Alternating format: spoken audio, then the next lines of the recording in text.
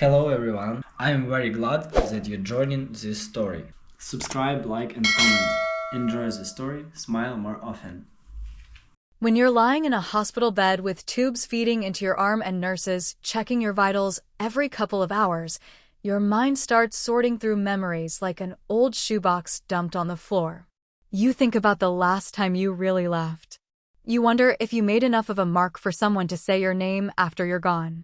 You hope the phone rings with some kind of good news.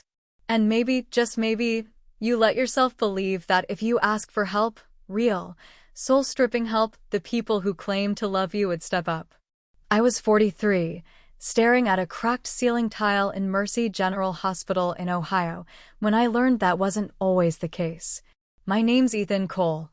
I fix things for a living: plumbing, drywall, old water heaters that shake and spit like angry dogs. I never went to college, never wanted to. I liked using my hands, liked the quiet satisfaction of making something work again. My parents, Barb and Leonard, said they were proud of me, but it was the kind of proud that comes with a little frown. The kind that gets quieter when your younger brother walks into the room. Ryan was the golden boy. Always had that slick confidence, like he knew the world would catch him if he fell. He was 3 years younger, but you'd think he was born with a spotlight stitched to his back. In high school, he crashed Mom's car, and they still let him drive the new one 6 months later. He dropped out of college twice, and Dad said, "At least he's trying." Meanwhile, I was paying rent at 19 and buying my own health insurance because you're old enough to take care of yourself. You don't notice favoritism when you're little. You just think it's normal that one kid gets a birthday party with a magician and the other gets a sheet cake from Walmart with misspelled frosting. You tell yourself maybe the budget was tighter that year, maybe you weren't as into birthdays anyway. But those small things? They stack up like bricks. And one day you turn around and realize you've built yourself a wall just to keep from feeling the cold. I'd been feeling off for a few months. Tired in a way that sleep didn't fix, bruises showing up in weird places, night sweats that soaked through 2 t-shirts. I figured it was just stress or age catching up, but eventually, I passed out in the middle of replacing a kitchen sink and the client had to call 911. That's how I ended up in that hospital bed, blinking under those bright fluorescent lights while some 20-something intern told me it was lymphoma. Treatable. That's the word they used. Caught early. Manageable. But they also said the chemo regimen was going to be rough, and the insurance I had, the cheap kind that comes with a lot of sorry, not covered, barely scratched the surface. I needed $10,000 up front to start treatment. And in that moment, I did the thing I swore I'd never do again. I asked my parents for help. It was a Tuesday afternoon. Their house still looked like the catalog version of middle-class American dream, with its manicured lawn and beige siding and the wind chimes my mom swore kept the bad energy away. I sat at their kitchen table, my hands shaking a little as I explained the situation. Mom made tea. Dad didn't look up from his iPad. I laid out the cost, the timeline, the risk if I waited too long. I told them, plain and honest, that I was scared. And then my mother, without a hint of cruelty, just matter of fact, said, "Ethan, we can't give you that kind of money right now. We've been saving for Ryan's car." She even smiled a little, like it was reasonable. "You know how much this means to him. He's been waiting years." I didn't yell. I didn't throw my chair or storm out like in a movie. I just stared at the green swirl in the laminate of their table, the same one I'd stared at as a kid when I got grounded for tracking mud in the house while Ryan got a pass for crashing his bike into the neighbor's mailbox. I waited for someone to say they were joking. No one did. They offered to pray for me. Said they'd talk to their church. Maybe there was a donation fund or something. I thanked them. I got up. I drove back to my apartment and sat in my car for 15 minutes without taking the key out of the ignition. Have you ever been treated like the second-best child in your own family? Like no matter what you did, love just had a different shape for someone else? Tell me your story, I promise you're not alone. That weekend, Ryan posted a picture on Facebook. Shiny red Mustang. Custom license plate that said "Born to Win." My mom commented 5 heart emojis and something about so proud of our baby. Dad hit the love react. I hit unfollow. In a way, it wasn't just the car. It was the message under it. The unspoken truth finally nailed to the wall in $10,000 worth of shiny paint and leather seats. I was never going to be the one they bent over backwards for. That spot was already taken. And maybe it always had been. The thing about betrayal from strangers is that it cuts, but it heals. The betrayal from blood? That wound stays wet no matter how much time passes. But I didn't cry. Not then. I made a decision. One that, at the time, felt more like a survival instinct than a moral statement. I was done asking. Done waiting. Done being the placeholder in someone else's story. I started selling everything I owned that wasn't essential. My couch, my TV, tools I'd had since trade school. I put together enough to get the first 2 rounds of treatment. Told the doctors to move fast, because if I was going to live, I'd do it on my terms. And if I was going to die, at least it would be with my dignity intact. What none of us knew then, not me, not my parents, and definitely not Ryan, was that this moment wasn't the end of our story. It was the line in the sand. The one you only see clearly when you look back and realize just how far you've walked away from everything that used to hold you hostage. And I kept walking. The thing about pain is, it doesn't always hit you like a truck. Sometimes it's quieter, like a drip, a slow leak that stains the floorboard before you even notice it's there. For a few months, I had been running on fumes, chalking it up to age, stress, maybe the beer and pizza catching up with me. My back ached for no reason. I'd get winded hauling a water heater that used to feel like nothing, and one night I woke up drenched like someone had poured a bucket over me. I'd sit down to rest and find myself waking up 3 hours later, sundown, tools still scattered on the driveway. But men like me, we don't rush to the doctor. We take a pill, we rub some dirt on it. We say we're fine until we're not. It wasn't until the dizzy spells started that I thought, all right, maybe it's time. I was in the middle of a remodel job for a single mom down in Akron, nothing fancy, just gutting her bathroom and putting in new tile. I bent down to check a leak under the sink, and next thing I knew, I was waking up on the floor with a wrench still in my hand and a scared kid staring at me like I'd just dropped dead for a minute. She called the ambulance. I didn't argue. I couldn't have stood up if I'd wanted to. Hospitals have this smell, part bleach, part plastic, part something older, something that smells like waiting. They hooked me up to machines, drew what felt like half my blood, and stuck me in a bed with a view of the parking garage. I remember staring at the blinking red light of the security camera across the way, wondering how long before they'd come in and tell me what I already suspected in my gut. Something was wrong. Not just off wrong. It was Hodgkin's lymphoma. I didn't even know what that meant at first. The doctor, some kid barely older than Ryan, tried to sugarcoat it. Said the words like he'd practiced in front of a mirror. Said it was serious, but treatable, and better odds than most if we moved quickly. The way he said we made me want to laugh. I asked him to cut the sales pitch and give it to me straight. He paused, looked me in the eye, and told me I'd need chemo, possibly radiation, and maybe even a stem cell transplant if things didn't go as planned. All in, we were looking at tens of thousands of dollars. Insurance? Barely scratched the surface. High deductible, low payout, the kind of plan you buy when you think you'll never really need it. I lay there that night, lights off, the hum of machines doing their slow dance in the corner. I stared at the ceiling and counted the cracks like constellations, trying not to think about the fact that my life might be ending and I hadn't even had the chance to build much of anything worth passing down. No wife. No kids.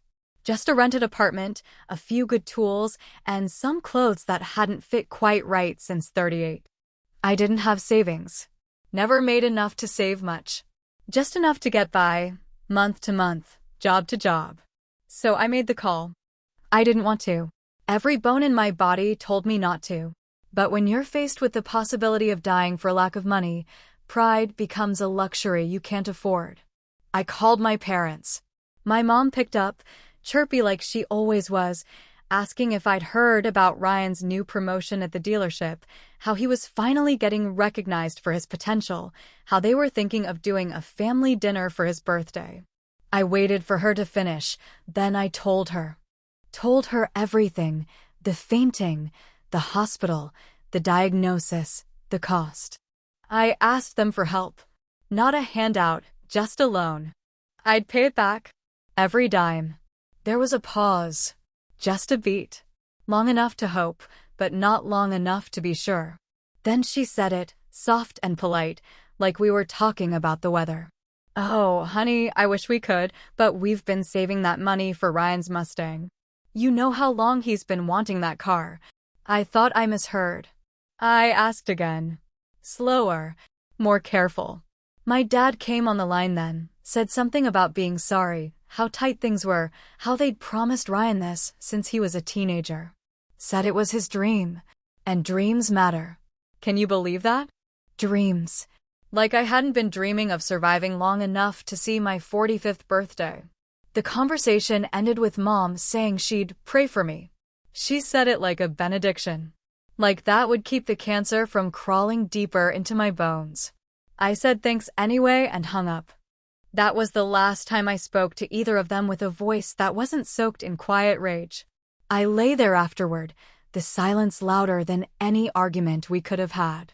Not because they said no, but because they didn't even hesitate. It wasn't a struggle for them. No tough decision. Just a clear, immediate choice. They're healthy, reckless, golden boy's sports car over their older son's shot at survival. I didn't cry. I didn't scream. I just stared out that window and realized something with the kind of clarity you don't come by often. I'd always been second place. Always the spare. The afterthought. And if they could justify letting me die for the sake of keeping a promise to Ryan, then they weren't just parents playing favorites. They were something else entirely, people I didn't know. People I wouldn't have chosen. That night I started planning without them. Called in favors. Found a doctor willing to let me pay in pieces. Put my truck up for sale. Sold my tools. Pawned anything that wasn't nailed down. It wouldn't be enough, not by a long shot, but it was something. And that's when I decided if I got through this, if I survived, there'd be no coming back from this moment. This wasn't a fight we could patch up with holidays and polite conversation. This was the line. The kind that gets drawn in blood. And I wouldn't pretend it wasn't there anymore. It was exactly 8 days after that phone call, after my mother had told me they just couldn't help because Ryan had been waiting so long for that car, when I opened my phone and saw the post that felt like a punch directly in the sternum. There it was, Ryan, front and center, grinning like he'd won the damn Super Bowl, standing next to a brand new cherry red Ford Mustang, arms wide like he'd conquered the world. The photo was bright, almost professionally lit, a shiny white bow slapped across the hood like some corporate holiday commercial. The caption read, "Dreams do come true. Thanks Mom and Dad. Love you guys so much." Heart emoji. Sunglasses emoji. Fire emoji. The usual Ryan flair, as if the whole world was made to clap for his victories.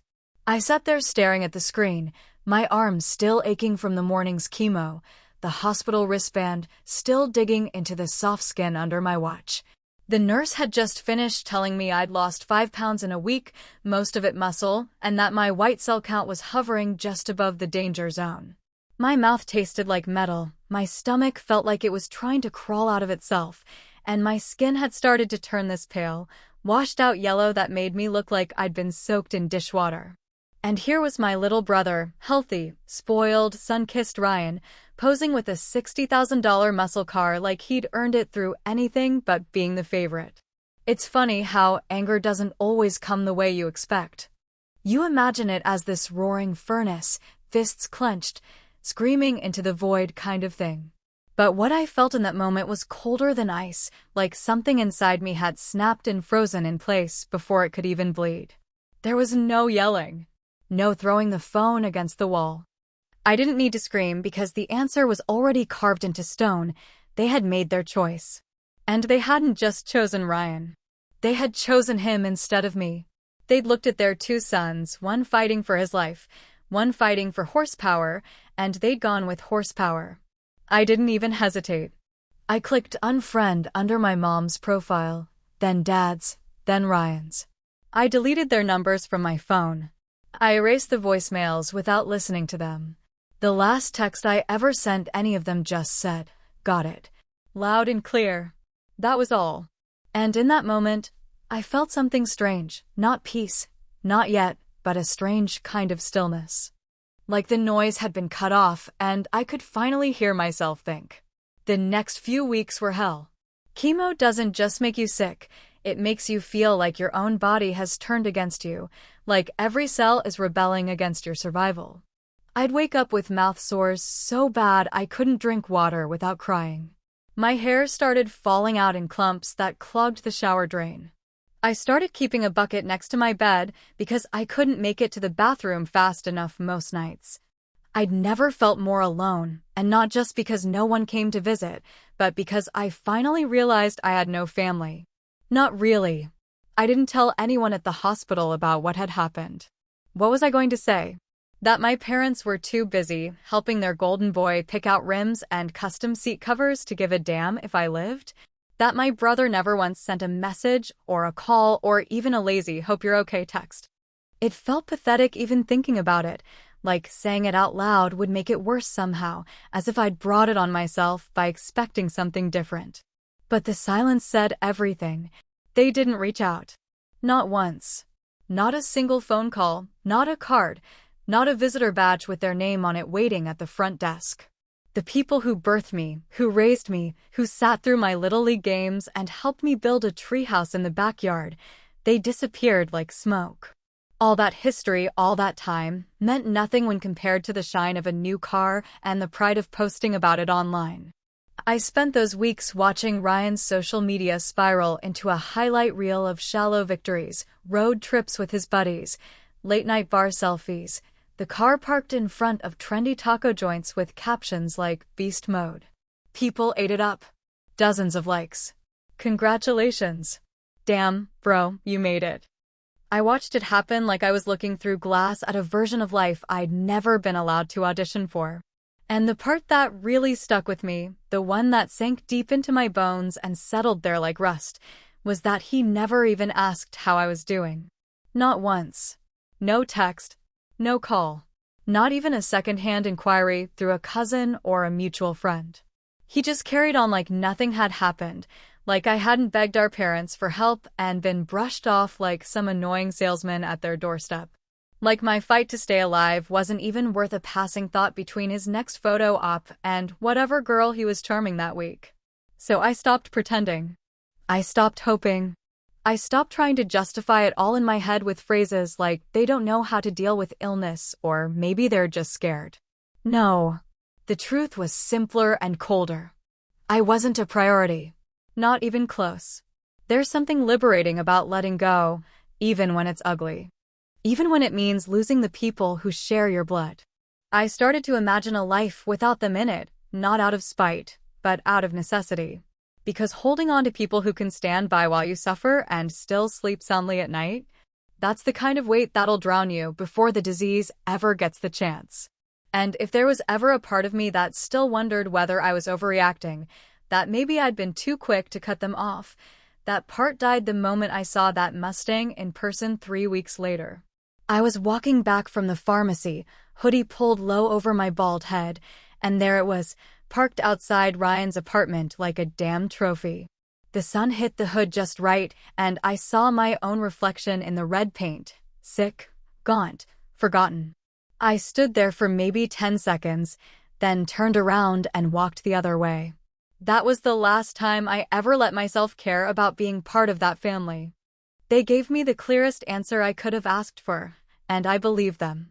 The strange thing about healing is that it doesn't come all at once, doesn't arrive like a sunrise where everything suddenly brightens and makes sense. Recovery is messy, slower, full of setbacks and mornings where you forget you're supposed to be thankful just for waking up. After the last round of chemo, I looked in the mirror and barely recognized the man staring back at me, skin hanging off bone, lips cracked from dehydration, and those hollow eyes that had seen too much and still weren't sure they wanted to see anything else. But I was alive. I had made it through, though I still didn't know what exactly that meant. Surviving isn't the end of the story, it's just the start of another, lonelier one. The hospital released me with a folder full of instructions, a few prescriptions I couldn't afford, and a form that said I was officially in remission. They said it like it was good news, like that single word would fix everything cancer had ripped open: the debt, the weight loss, the months I'd spent sleeping next to a trash can because I couldn't keep a glass of water down. I nodded, thanked them like I meant it, and walked out the door without anyone waiting on the curb to drive me home. I had nowhere to go. The lease on my old apartment had lapsed while I was in the hospital, and my bank account was a graveyard of overdraft notices and automated apologies.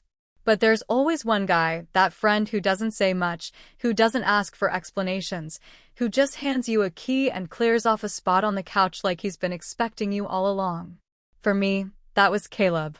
We'd done trade work together years back, laid drywall in the same condemned building during a summer heatwave that nearly killed us both.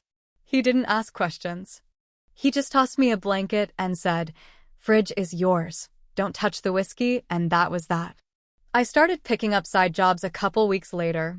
Nothing big, caulking bathtubs, installing shelves, changing out garbage disposals. The kind of work that doesn't care if you've been sick or if you still sleep in a hoodie because your body can't hold heat anymore. Every time I bent down to grab a wrench or reached above my head to twist a fixture into place, my bones screamed at me like rusty hinges, but I kept going.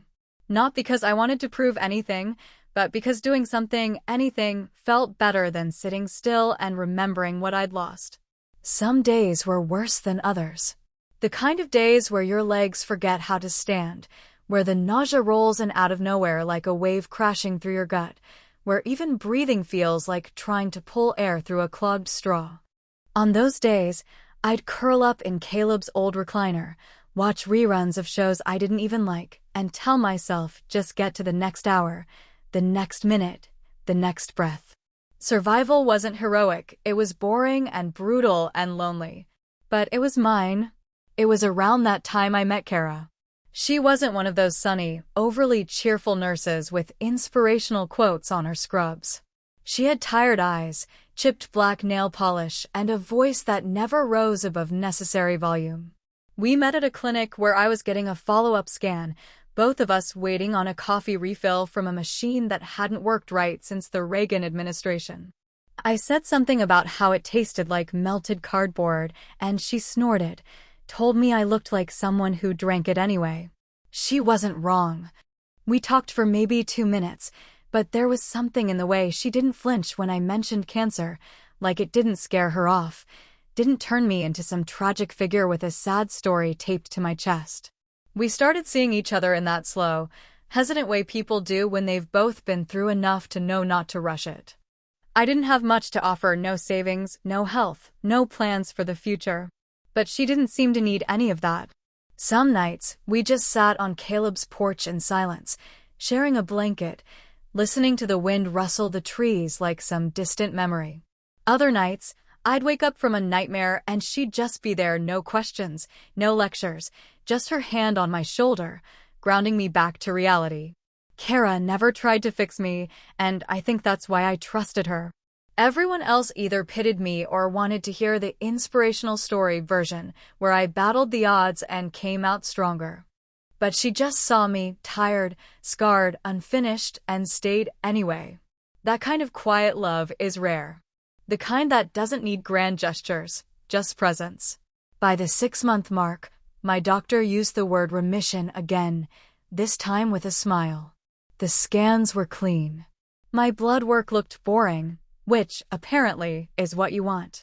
I'd gained back a little weight, the color had returned to my face, and the hair on my head had started to grow in patchy and stubborn, like it wasn't sure if it was welcome.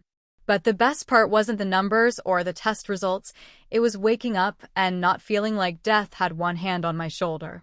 It was laughing without guilt, smiling without feeling like I was stealing joy from someone else. I still hadn't spoken to my parents. Still hadn't seen Ryan. Their silence matched mine, like we were all pretending the whole thing had never happened. But in truth, something had shifted deep inside me, a tectonic shift I hadn't even fully processed yet. I didn't miss them. I missed the idea of them, the version of family I'd been chasing for too long, the dream that if I just held on a little longer, they'd come around and choose me for once. But that dream was gone, and in its place was something else, a new beginning, built not on blood, but on choice. For the first time in years, I felt like I was standing on solid ground, even if it wasn't much. I had work, a woman who didn't flinch at scars, and a future that didn't feel like a death sentence. The cancer might have taken a piece of me I'd never get back, but it also burned away the last illusions I had about who I owed my life to. And standing there, watching Kara laugh at something dumb I'd said while we ate takeout on a porch that wasn't even mine, I felt it, a smile rising slow, cautious, real. The kind that doesn't ask permission. The kind that stays. Starting over sounds clean when you say it out loud, like a fresh sheet of paper or a new pair of boots, but in reality it's more like digging yourself out from under a collapsed roof with your bare hands, hoping you'll recognize daylight when you finally see it again. That's what it felt like to me, not a second chance, not a cinematic redemption arc, just a slow, stubborn rebuild from the ground up with no blueprint and nothing but instinct to go on. Kara never asked me to explain all the pieces of my broken past, and I never offered more than she needed to know, which was exactly how it should have been. Some things you hold back not out of shame, but because you've already lived through them once and don't feel the need to relive them for anyone else's understanding. We got married on a gray Tuesday morning, the kind where the sky doesn't decide whether it wants to rain or clear up and just hovers in that in-between light. The courthouse smelled like floor polish and cheap aftershave, and the judge had a cough that made everyone wince a little, but none of that mattered. We didn't need a band, or flowers, or a photographer documenting every forced smile. We just needed each other and the 3 friends who had stuck with us through everything, one from Kara's nursing days, one from my old job site crew, and Caleb, of course, who wore an ill-fitting blazer and mumbled through a toast he hadn't prepared, but still managed to make everyone laugh. No one from my family was there. I didn't send an invitation, didn't call, didn't even think about it until the clerk asked us both to list emergency contacts, and Kara glanced at me like she wanted to ask if I was sure about leaving the line blank. I was. Because standing there in that dimly lit room, looking at her in a dress that had cost $28 and still made my throat tighten, I realized something important. I had already built the only kind of family I wanted to fight for. The months that followed were the kind of quiet, steady joy I hadn't believed I deserved anymore. We rented a little house on the edge of town, nothing fancy, but it had a yard with patchy grass and a screen door that slammed like a gunshot every time you let it go too fast. We filled it with mismatched furniture and secondhand kitchenware and the kind of silence that felt comfortable instead of cold. I picked up more work as my strength came back, sometimes doing 3 or 4 odd jobs a week, coming home sore and satisfied, smelling like sweat and sawdust and feeling useful again. Then, one morning, Kara told me she was late. Not by much, just enough to make her eyebrow arch when she said it, and my heart jumped in that old, cautious way, not fear exactly, but something like it, the reflex of a man who'd had too many things taken away to trust that good news could be real. 2 days later, a little plastic stick confirmed it. She was pregnant. We were having a baby. I didn't cry. I didn't shout. I just sat down on the edge of the bed and stared at the floor while she rubbed small, nervous circles into my back with her hand, and the only thought that repeated in my mind, again and again, was that I had to do better, not be better than my parents, but better than I'd ever dared to believe I could be. The pregnancy wasn't easy. Kara had morning sickness that hit like a freight train and a backache that made her hiss every time she stood up too fast, but she never complained more than necessary. We painted the spare room a soft yellow and spent too many hours arguing over cribs and strollers and whether we could really afford that fancy monitor with the camera. It didn't feel real until I heard the heartbeat for the first time, crackling through a machine like a distant thunderstorm, and something inside me broke open, not the painful kind of breaking, but the kind that lets the light in. We named her Lena. It was a name I had loved since I was a teenager, quiet and strong, the kind of name that didn't need attention to carry weight. I'd mentioned it once years ago, back when I still lived under my parents' roof, and my mother had laughed and called it too old-fashioned, too plain. That memory resurfaced the moment we signed the birth certificate, and I smiled as I wrote each letter slowly, deliberately, like I was carving something permanent into the world. Lena arrived on a cold December morning, all wrinkled and red and screaming like she'd just lost a bet coming into this life, and the first time I held her, I felt a terror so absolute it nearly dropped me to my knees. I had survived cancer. I had outlived betrayal. But nothing had prepared me for the weight of holding someone who depended on you for everything. Kara slept while I walked circles around the tiny hospital room with Lena in my arms, whispering promises I wasn't sure how to keep but knew I would die trying to. A week after we brought her home, a card arrived in the mail. No name on the envelope, just our address in shaky cursive that I recognized instantly. My mother's handwriting. The paper was heavy, the kind used for weddings and condolences, and for a second, just one tiny second, I stood there wondering if maybe this was it, the apology, the olive branch, the moment they'd finally reached the other side of the bridge they'd burned. I didn't open it. I didn't even bring it into the house. I walked it straight to the garbage can, lifted the lid, and dropped it in without ceremony. Kara watched from the porch and didn't say a word. She didn't need to. She knew what I was protecting. Because that's what it had become, not just moving on, not just healing, but protecting. Not only myself, but my daughter. My wife. The fragile piece we'd built out of the ruins of everything I'd once believed family was supposed to be. I wasn't angry anymore. I didn't lay awake at night replaying old conversations or wondering what I could have done differently. That kind of pain doesn't last forever. It calcifies, hardens, turns into something else entirely. A quiet resolve. Lena didn't need to know about the people who once chose a car over their son. She didn't need their gifts or their names or their last-minute attempts to rewrite history. What she needed was the man standing in front of her, day after day, showing up even when it was hard, even when he didn't know what the hell he was doing. And I could be that man. Starting over didn't erase the past. It didn't magically heal all the wounds or wipe the slate clean. But it gave me a reason to look forward instead of backward. It gave me something to hold on to, and more importantly, something I was willing to protect with everything I had left. By the time Lena turned 5, her laugh had already etched itself into the walls of our home like sunlight pouring through dusty blinds, warm and loud and entirely her own. She had my stubbornness, Kara's cleverness, and a fierce little sense of right and wrong that made her seem older than she was on most days, the kind of child who asked hard questions and waited for real answers. She had this way of planting her feet when she disagreed with something, of narrowing her eyes just slightly, lips pressed tight. The very same expression I used to make in the mirror when I was her age and didn't understand why my brother always got away with things I never would. Watching her grow was like watching a second chance unfold in slow motion, a life untouched by the bitterness I'd clawed my way through to get here. We were painting birdhouses on the front porch that afternoon, one of those late spring days where the sun hangs low and soft and the air smells like the earth finally exhaled after holding its breath all winter. Lena was arguing with me about whether birds liked red or blue better. Her tiny fingers dipped in more paint than ended up on the wood, and Kara had just gone inside to grab lemonade when I heard the knock. It wasn't urgent or angry, not the kind of knock that comes from strangers or delivery drivers or impatient neighbors.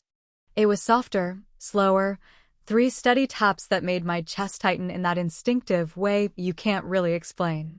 I stood up, wiping my hands on a rag that used to be one of my old t-shirts, and walked to the front door with something cold settling into my stomach before I even touched the handle. I knew. Somehow, even before I saw her face, I knew who it was. My mother looked smaller than I remembered, like the years had folded her in on herself and left nothing but corners and faded colors where brightness used to be. Her hair, once the same shade as mine, had gone almost completely gray, pulled back into a tight knot that made her look even older. She wore a long coat despite the warmth, and her hands clutched the strap of a handbag so tightly I could see the whiteness of her knuckles from behind the screen. She didn't smile when I opened the door, didn't cry, didn't say my name or reach for me like the version of this encounter I might have once imagined. She just stood there, blinking slowly, her eyes tracing the outline of my face like she couldn't quite reconcile the man in front of her with the boy she used to lecture about tracking mud through the kitchen. "Hi," she said, her voice thinner than I remembered, quieter, like it was afraid to take up too much space. "You look, well." I didn't answer. Not yet. I didn't move, didn't invite her in or ask her what she wanted. I just looked at her, and in that long, silent second, I realized I felt nothing. No heat, no hatred, just absence. The absence of a relationship that had died long ago, even if its ghost still knew the address. "I heard," she started, but her voice faltered. "I heard you had a daughter." I nodded once. That was it. Nothing more. "She's 5 now, isn't she?" Her eyes shifted, trying to see past me, through the screen door, toward the paint-covered birdhouses and the small girl humming to herself with her back to us. "Her name's Lena?" I gave her nothing. No confirmation. No warmth. Just silence. She looked down then, fiddling with her hands, swallowing hard, like she was chewing glass. "I know we messed up," she said, and for a second I thought she might finally say the exact thing I had waited so long to hear, back when I was still dumb enough to hope that people could grow into their guilt. "We were wrong. About everything. Your father and I, we thought we were doing what was best. We didn't understand. But we've changed. Really, we have. We've been thinking about you. About her. We regret a lot." Her voice cracked on that last sentence, and I could see something flicker across her face, not tears, not yet, but the kind of sadness that lives behind the eyes, the kind that doesn't need to be spoken to be understood. "I don't expect anything," she added quickly. I'd like to meet her. Even just once. To see her. Please. There are moments in life that stretch so long they feel like they might snap. That was one of them. I stood in that doorway, the wind brushing my arms, the scent of paint and lemonade hanging in the air, and I thought about all the things I could say. About hospitals and voicemails never returned. About muscle cars and family dinners and the silence that came louder than any scream when I was begging them for help. I thought about Ryan's smug grin, my father's polite disinterest, the way my mother had said we promised him like I was some stranger asking for a favor, not her son staring down death alone. But I didn't say any of that. I didn't need to, because Lena was behind me. She was 5 years old and painting a birdhouse red because she believed birds deserved a little fire in their feathers. And that was all the explanation I would ever need. I stepped forward, just enough to grip the edge of the screen door with one hand, and I shut it slowly. I didn't slam it, didn't lock it with a dramatic click. I just closed it. Softly, deliberately. Like ending a conversation I hadn't started. My mother didn't knock again. She stood there for a few more seconds, then turned and walked down the porch steps, her shoes clicking softly on the wood like a metronome counting out the time we'd lost. I watched until she reached the edge of the driveway, then turned away. Kara handed me a glass of lemonade as I sat back down, and Lena looked up from her work with a smear of blue across her cheek and asked, "Who was that?" I took a long sip before answering. "Just someone who used to know me," I said. She nodded, satisfied, and went back to her birdhouse without another word.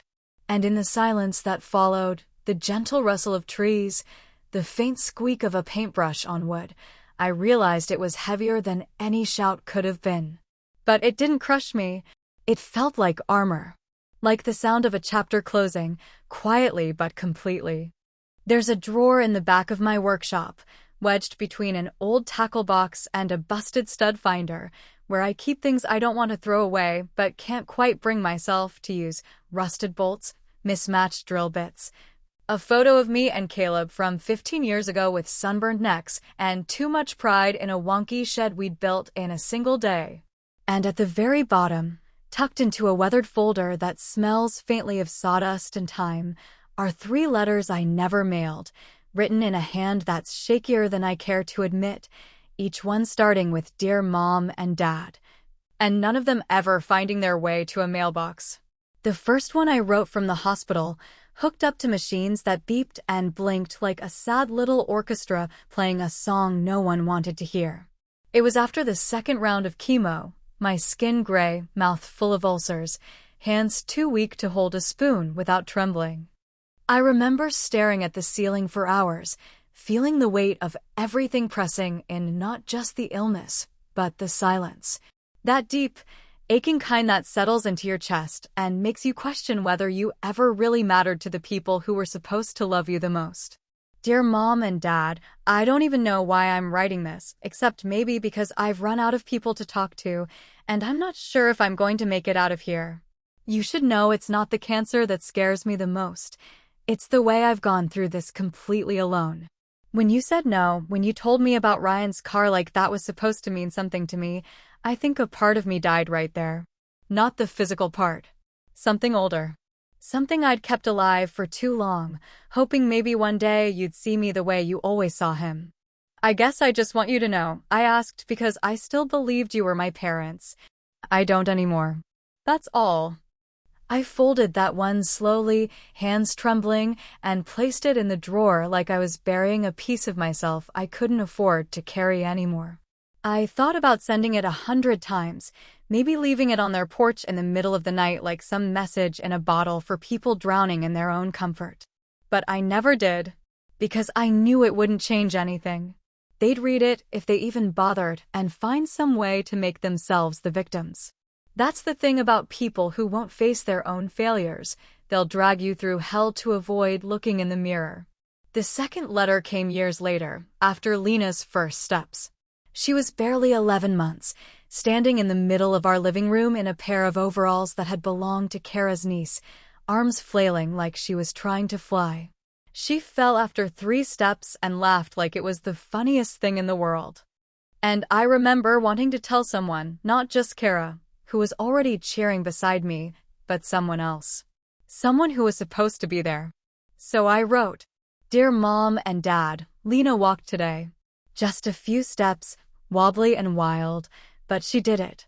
And I thought, for a second, that maybe you should know. Maybe you'd want to. But then I remembered you never saw me walk either, not really. You were always looking over my shoulder at Ryan, making sure his feet didn't trip while mine bled. I wish you could see her. Not because you deserve to, but because she's everything good I never got. And I won't let you near her. Not now. Not ever. Because she'll never have to wonder if she's second place." That one stayed folded in my wallet for almost a month, a tiny weight I carried like a pocket-sized boundary. Every time I paid for groceries or pulled it out to show Kara a photo, I'd feel it brushed against my hand, a reminder of what I was protecting. The third letter came after Ryan's arrest. I didn't even know the details at first. It started with a headline someone forwarded me, something about a DUI, property damage, resisting arrest. The usual mess you expect when a man coasts through life with no consequences until he finally crashes into the reality that the rules actually do apply to him. I waited a week before writing that one, unsure of what I was trying to say or why it even mattered. But in the end, I had to get it out. Dear Mom and Dad, so Ryan got arrested. I'm not surprised, and I doubt you are either. You fed him everything, gave him the softest world possible, then acted shocked every time he bit the hand that fed him. You didn't prepare him for life, you cushioned him from it, wrapped him in excuses until the truth couldn't reach him. And now, when it's finally knocking, you'll still blame everyone else. I used to be jealous of him, you know. Thought maybe if I'd smiled more, needed less, you'd have looked at me the same way. But I'm not jealous anymore. Because he's not free. He never was. And I am. Sometimes I take those letters out and reread them when the house is quiet, when Lena's asleep and Kara's curled up beside me on the couch with her head on my shoulder, and the TV playing something we're both pretending to follow. I don't read them because I want to send them. I read them because they remind me of the man I've become, someone who faced down abandonment and didn't turn it into bitterness, who learned to live with the silence and still found a way to build a life worth keeping. I don't want revenge. I don't want some grand confrontation, some tearful apology that rewrites the past. I just want them to know they made their choice first. Every moment of silence, every absence, every shrug and excuse and quiet dismissal. They chose him. Over and over again. And now I'm just following their lead. Not out of cruelty, but out of clarity. Because ghosts don't just haunt the dead. Sometimes they're the ones who are still breathing, still walking around as if the damage they caused was just a wrinkle in the fabric instead of a tear that split the whole thing apart. And sometimes, the only way to make peace is to stop chasing answers you'll never get and write the truth down, fold it away, and move on. The late afternoon light stretched long across the yard, that golden kind of glow that only seems to show up in September when summer's officially over but the air hasn't yet surrendered to the cold. Lena was barefoot, her hair wild and tangled from a day spent turning over stones and running through sprinklers, and she was chasing a butterfly with the kind of reckless, wholehearted determination that only 5-year-olds are capable of. I was watching her from the porch, one hand wrapped around a mug of coffee I'd reheated twice, the other resting on the arm of the old wooden chair I'd sanded down and repainted last spring. It creaked every time I shifted my weight, but I liked that sound. It reminded me that something worn out can still hold you. Kara stepped outside, wiping her hands on a dish towel, her voice soft like she didn't want to startle the peace that had settled over the yard.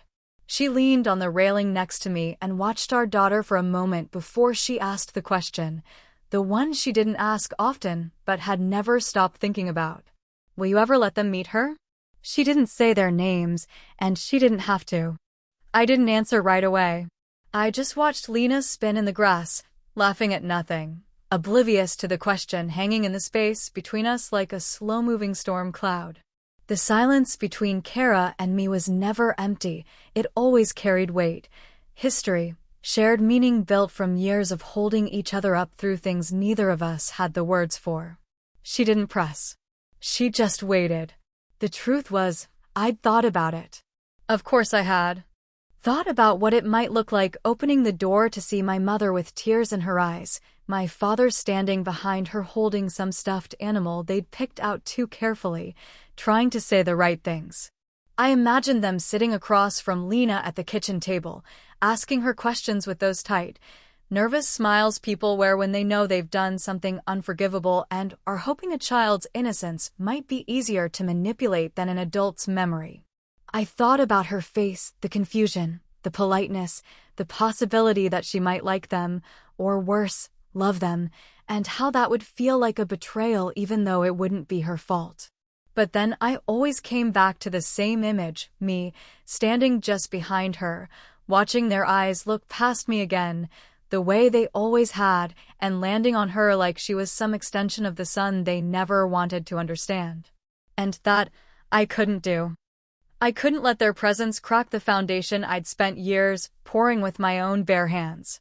I'd built this life one piece at a time, and every nail, every board, every quiet bedtime story whispered in the dark was a promise that she would never have to wonder whether she was enough.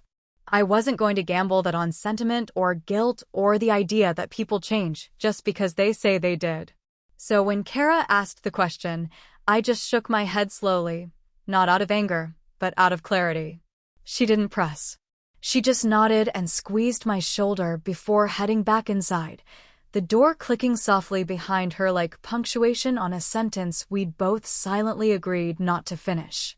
Somewhere across town, in the house where I spent most of my childhood pretending not to notice the way love was rationed like sugar during a war, my parents were probably eating dinner. I pictured them moving slowly now, maybe setting the table for 2 instead of 3, their voices quieter, the TV louder to fill the space. I imagined my mother pulling out a box she kept hidden in the back of her closet, the one I'd heard about from an old family friend who still sent us Christmas cards filled with unopened letters she wrote but never mailed. Or maybe photos she printed from Facebook before I locked down my account. Maybe there was a toy in there too, something for Lena, untouched, a tag still hanging from the arm of a teddy bear no one ever held. And I imagined them waiting. Not actively, not sitting by the phone with their hands folded like actors in some play about redemption. No, it was more subtle than that, the kind of waiting that looks like going about your day, but never leaving your phone on silent. The kind where every knock at the door makes you pause, just in case. The kind where regret becomes routine. I never told Lena much about them. Not because I was hiding something, but because there wasn't much to tell that didn't taste like poison when I said it out loud. She knew I had parents, that they lived far away, that we didn't see them. And for now, that was enough. One day, maybe she'd ask more, and when that day came, I'd find a way to tell her the truth without handing her the burden. Because that's what this had always been about, not punishment, not revenge, not some twisted scoreboard where I came out on top. It was about breaking the cycle before it could reach her. Sometimes I'd look at the photo tucked inside my toolbox, the one Caleb took of me just before I started chemo, when I was thin and pale and still pretending I wasn't scared. In that picture, I was trying to smile, but the fear was visible in the tightness of my jaw, the way my hands were clenched like I didn't know where to put them. I kept it not because I liked to remember, but because I needed to. I needed to remember what it felt like to be that man, scared, alone, still hoping someone would choose him without needing to be asked. That boy had stood at his parents' door and asked for help, and they said no. That boy had watched his brother peel out of the driveway in a brand new car while he calculated whether he could afford to get sick for 1 more week. That boy had learned that love, at least in that house, had limits. And the man I became learned to live without it. So no, they never met Lena. Not in person. Not through the phone. Not even in a video message sent through some mutual cousin hoping to play peacemaker. They stayed on their side of the silence, and I stayed on mine, not because I hated them, but because I loved my daughter too much to let her wonder why someone would choose a car over a child. They keep asking why I've shut them out. But I think they already know. They just can't admit it because then they'd have to admit who they really loved more. And I'm done pretending that wasn't the truth.